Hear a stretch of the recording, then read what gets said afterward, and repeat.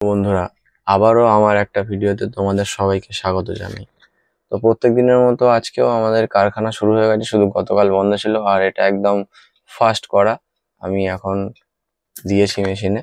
তো এখন এখান থেকে আমরা একদম টাটকা বাতাসা দেখতে পাচ্ছি। একদম চোদ্দটা লাইন ধরে আসছে, একদম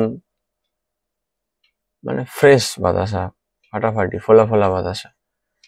তো বিভিন্ন লোকে মানে আমার সাথে ফেসবুকে যোগাযোগ করে বাতাসা নিয়েছে।